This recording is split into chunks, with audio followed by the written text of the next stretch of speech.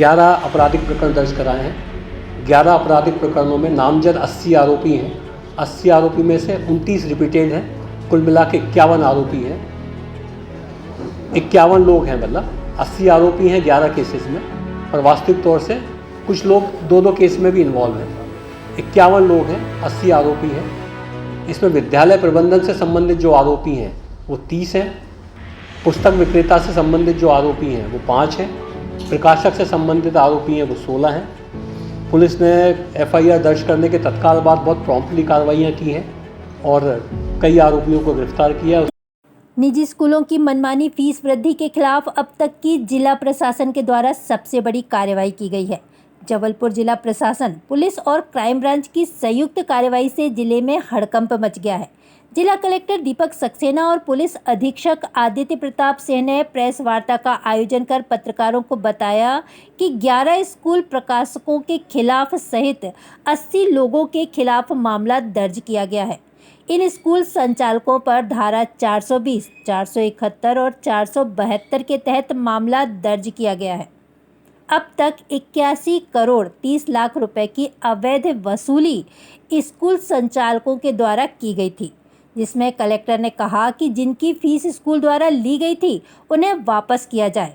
Fees वृद्धि, book publication और school की मोनोपोली को लेकर मामला दर्ज किया गया था, जिसमें 20 स्कूल संचालकों को पुलिस ने सुबह सुबह ही गिरफ्तार कर लिया था। इन स्कूलों के खिलाफ हुआ है मामला दर्ज।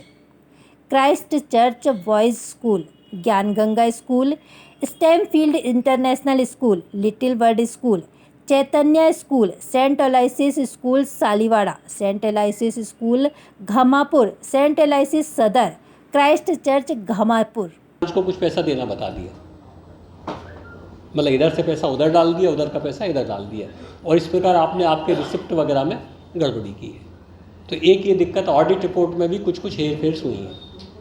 तीसरी बात जो मैं बार बार आपको कह रहा हूँ, अधिकांश स्कूलों में हमने ये पकड़ा है, अभी हमने केवल 11 स्कूलों की जांच की है, ये पकड़ा है कि उनका जो धारा 5(2) के तहत जो लिमिट थी कि वार्षिक प्राप्ति आधिक्य से कुल प्राप्ति 15% से कम होना चाहिए तब आप फीस वृद्धि कर पाएंगे, वह 15% से ज़्यादा है। कई जगह तो 40%, 48%, 50% तक है। इसके बावजूद उन्होंने फ़ीस बढ़ा दी। अब फीस उन्होंने बढ़ा तो सकते नहीं थे क्योंकि एक्ट में वैसा प्रोविज़न नहीं है, तो बढ़ा दी तो उन्होंने क्या किया कि उसकी सूचना नहीं दी, किसी को नहीं बताया, कलेक्टर को नहीं बताया, जिला शिक्षा अधिकारी को नहीं बताया, पेरेंट्स को नहीं अपलोड किया, वेबसाइट पर नहीं डाली, गुपचुप बढ़ाई, रसीद छपवाई और वसूली करना चालू कर दी। 10% से कम की फीस वृद्धि जो है उसके लिए तो उनको अलग से कोई आदेश की आवश्यकता नहीं है, मतलब वो कर सकते हैं बशर्ते कि 15% वाली लिमिट में आते हो। पर 10% से अधिक की यदि फीस वृद्धि आती तो आप बगैर कलेक्टर की अनुमति के, बिना राज्य सरकार की अनुमति के आप फीस बढ़ा ही नहीं सकते। उन्होंने दोनों कंडीशन में ही जो है बगैर सक्षम स्वीकृति प्राप्त किए हुए फीस बढ़ा के वसूल करना चालू कर दिया। नतीजा क्या है? नतीजा ये है कि 11 विद्यालयों की जो हमने जांच की है, 11 विद्यालयों में हमने पाया है कि इन्होंने 81 करोड़ 30 लाख रुपए इस तरीके से अवैधानिक रूप से वसूल किए। 81 करोड़ 30 लाख रुपए ये वसूल किए उन्होंने करीब 21,000 बच्चों से। ट्रांजेक्शन्स ज़्यादा हुए हैं क्योंकि एक बच्चा, जैसे ए बच्चा है वो अगली क्लास में पहुंच गया, फिर अगली क्लास में पहुंच गया। ये 4-5 साल में जो इन्होंने किया है, मतलब मोटे तौर पे जो ट्रांजेक्शन्स हैं वो करीब 1,18,000 के आसपास है, पर 21,000 बच्चों के। तो 21,000 बच्चों से करीब इन्होंने 81 करोड़ 30 लाख की अवैधानिक तौर से वसूली की है। उस फीस की वसूली की है जिस फीस को के बढ़ाने का अधिकार इनको था ही नहीं। अब यदि ये जो 11 स्कूलों का जो आंकड़ा निकला है, इस आंकड़े को यदि मैं पूरे 1037 स्कूलों पर लागू कर दूँ और ये मान के चल लूँ कि 100% वैसी की वैसी गड़बड़ नहीं होगी, इसको मैं 60% पे ले आऊँ कि भाई किसी ने कम की होगी, किसी ने ज़्यादा की होगी, जो हमारे पास एक एवरेज आया है 60% के आसपास आया होगा, तो आप ये देखेंगे कि 240 करोड़ का अनियमित फीस वसूली है, एक मोटे मोटे आकलन के मुताबिक, जो हमको करीब 7 लाख बच्चों से वसूल की गई है। थोड़ा ऊंचा नीचा हो सकता है इसमें, पर मेरा मोटा अनुमान है कि 240 करोड़ से कम किसी हालत में नहीं होगा। तो ये फीस का पूरा के पूरा जो दुष्चक्र है मसलन 2017 में राज्य सरकार ने एक अधिनियम लागू किया। अधिनियम लागू करने के पीछे मंशा यही थी कि आप मनमानी फ़ीस आप लगा देते हो, मनमाने तरीके से वसूल करते हो, उसको रेगुलाइज़ किया जाए।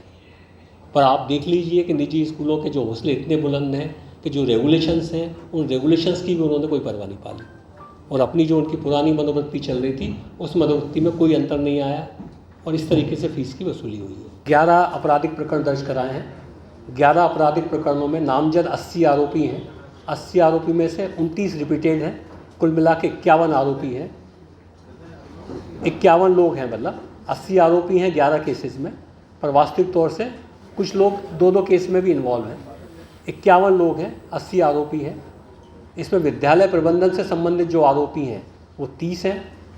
पुस्तक विक्रेता से संबंधित जो आरोपी हैं वो 5 हैं। प्रकाशक से संबंधित आरोपी हैं वो 16 हैं। पुलिस ने FIR दर्ज करने के तत्काल बाद बहुत प्रॉम्प्टली कार्रवाइयाँ की हैं और कई आरोपियों को गिरफ्तार किया है। उसकी जानकारी अभी आपको SP साहब देंगे डिटेल में। जिन स्कूलों के खिलाफ FIR दर्ज हुई है वो 11 स्कूल हैं। क्राइस्ट चर्च सालीबाड़ा, लिटिल बर्ड, स्टेमफील्ड, ज्ञान गंगा, चैतन्य techno, Christ church, Saint एलाइसिस पॉलीपाथर, Christ church डायसेशन, Saint एलाइसिस सदर, सेंट एलाइसिस रिमझा और क्राइस्ट चर्च बॉयज़। ये जो 80 लोगों की सूची है, करीब 9 थानों में 11 FIR हुई हैं, जिसमें 420, 409, 468, 471 IPC में 120B में अपराध पंजीबद्ध किया गया है। अभी तक जो हमारी टीम्स हैं उन्होंने करीब 20 लोगों को गिरफ्तार किया है और आगे इन्वेस्टिगेशन जारी है। जैसे साक्ष्य आएंगे उस आधार पर कार्रवाई की। कितने लोगों को और गिरफ्तार करना बाकी है? देखिए, टीम जो हमारे पास टोटल लिस्ट है उसमें अभी कई लोगों के उनके इंस्टीट्यूशंस के नाम हैं, तो अब हम उस पर आगे वर्क कर रहे हैं और जैसे ही आगे साक्ष्य क्लियर होंगे और लोग क्लियर होंगे हम उनको अरेस्ट। 420, 409, 468, 471, 120B IPC।